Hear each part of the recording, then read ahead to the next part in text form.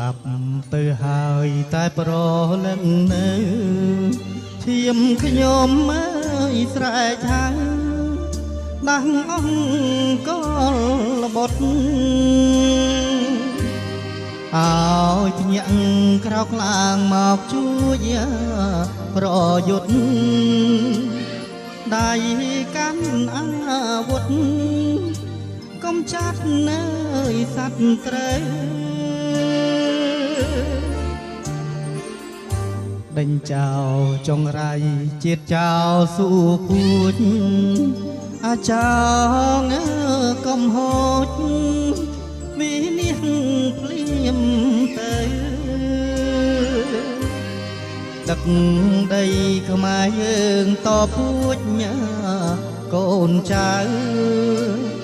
ដូច្នេះខ្មែរត្រូវខំថែរក្សាសម្រែកឈាមខ្មែរអ្នកស្នេហា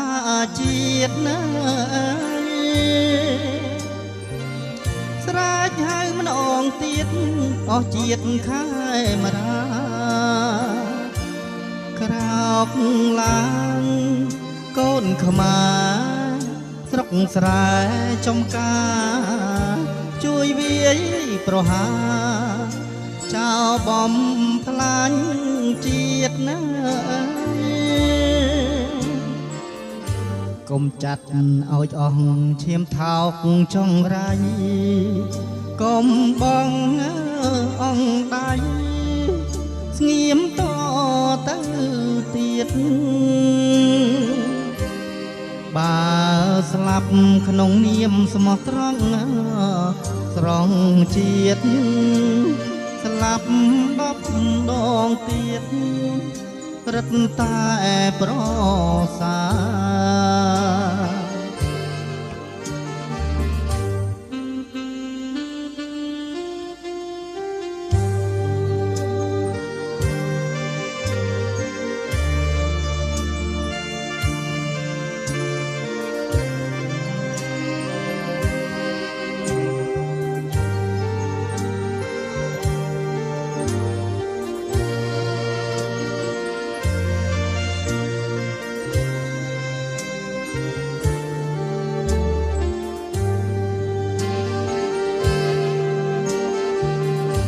សម្រែកឈាមខ្មែរអ្នកស្នេហាជាតិណាស្រែកហៅម្ដងទៀតអស់ជាតិខែមរាក្រោកឡើងកូនខ្មែរស្រុកស្រែចំកា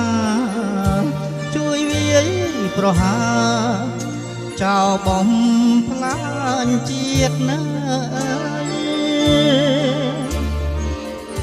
កុំចាត់ឲ្យអស់ឈាមថោកចង្រៃកុំបងអង្គដៃស្ងៀមតទៅទៀតបើស្លាប់ក្នុងនាមស្មោះត្រង់ស្រង់ជាតិស្លាប់10ដងទៀតរឹតតែប្រសា